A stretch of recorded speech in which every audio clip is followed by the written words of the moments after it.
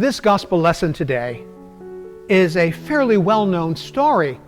We know it by the title, The Road to Emmaus. Even that phrase has kind of come into some of our English usage and usually means a sudden awakening, a sudden kind of insight that arises. Probably because we're describing exactly what happened to those two disciples who were walking along the road with Jesus. I love this story for so many reasons. One of them is most important to me, and that is that these disciples did not recognize Jesus even though he was standing right next to them. They didn't recognize the Lord and Master, the teacher that they had followed for a while. Now, they just probably thought it would be too good to be true for him to be there, even though they had heard some consternation in the city. They left and they went to Emmaus, 7 miles away. So this was a rather long journey by foot. And they had the time to kind of saunter along and talk. They were probably trying to figure it all out. Figure out exactly what was happening in all of this stuff going on in Jerusalem. And when this companion of theirs said to them, well, what things? They were astounded. They just couldn't understand that somebody would not know what was happening. That's the irony of it all, because ultimately it is they who don't really understand what is happening. And so they invite Jesus in. That in itself is an important fact. Again, in the Middle East, in the time of Jesus, hospitality was a very high priority.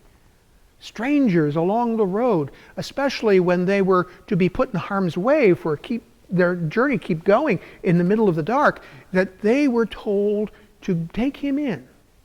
That was the practice of the time. That was even the law of Moses. And so they exercise that hospitality, even though Jesus seems like he's going on further. He sits with them, and then the marvelous thing happens. He takes bread, he blesses it, and he breaks it and gives it to them, just as he did at that Last Supper. And it was at that very moment that these disciples had the insight that they needed. They realized in that this was truly the Lord. And once they had that realization, the gospel writer tells us, Jesus vanished from their sight. Now, what's important about that to me is that I'm probably very much like those disciples, skeptical about the things that they may have heard rumors of as they were leaving Jerusalem. Skeptical, perhaps, that we could ever imagine that Jesus would be with us yet again. And it was in the breaking of the bread that took all of that skepticism away. And they began to realize in their hearts that it was Jesus all along. There is a famous meme, as it were, in our day and age. It used to be a poster in my age, when there are two sets of footprints along the way on the beach. And suddenly, one of them disappears. And the story behind the footprints is that there was a man who was walking along, and suddenly when he saw only one set of footprints, he realized that one of them had disappeared. And they confronted Jesus when he sees him again. He says, Lord, when the time got rough, where were you? You were no longer at my side. And Jesus turns to the man and he says, I was there. I was carrying you. That's really the kind of thing that's going on here. That very often we fail to recognize the presence of the Lord among us, especially when we are somewhat down and depressed, or perhaps discouraged about what's going on around us, or very anxious and fearful, like many of us may feel in these days of confinement. Nothing is the way it used to be, and we need to realize that it will never be that way again. That will bring up all kinds of feelings for us, very much like the feelings of these disciples as they left Jerusalem and walked back to Emmaus. And yet, it is important for us to realize that Jesus is with us.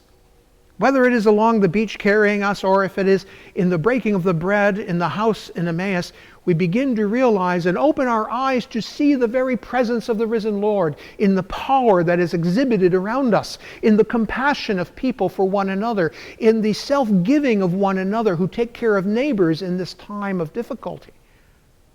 That selflessness is all a sign of the risen Lord's presence among us.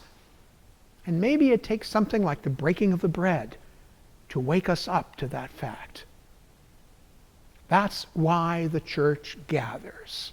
That's why the church gathers around the table of the Lord, to remember that reality, the breaking of the bread. Oh, we call it the Lord's Supper, to be sure, and we remember that night before he died. We even say that in the prayer. But in reality, our breaking of the bread now is more like the way bread was broken in that house in Emmaus. It is to remind us that Jesus is risen, that Jesus is present to us, and by the gift of the Holy Spirit that we hear about so much in these days, in these 50 days of Easter, that Holy Spirit is powerful and is working in our hearts and minds and bringing us closer together, even while we must remain apart. My friends, as we hear this story, see where you are. Are you walking along the road and wondering what all these things really mean deep down inside? Or are we seeing the Lord in the power that is exhibited around us, with the compassion, the care, the mercy, and the love that is being expressed? Are we seeing the risen Lord work in our hearts, even as we must remain separate from one another? As these disciples left their home and went running back to Jerusalem to the other disciples, we someday will do that too. We will come again to this place. We will gather here and we will break bread again together. And when we do that, we will be filled with the joy of that Easter day when we see that the Lord is risen. He is risen indeed.